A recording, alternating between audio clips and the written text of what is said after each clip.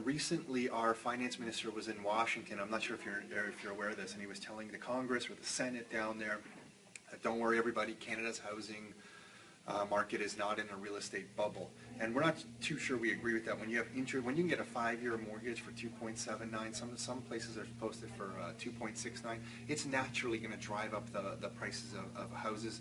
And so, you know, some markets, when we look at some of the data, RBC has an economic report out, their May 2013 report, and the ownership costs as a percent of household income in places like Vancouver are still really high. It's topping up at like almost the 80% mark.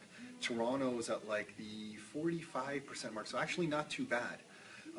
But to us, we want, as investors, the way we kind of will look at this is we'll look at fundamentals. We want growing communities, and we want communities that have good jobs and transportation improvements and all that kind of typical stuff.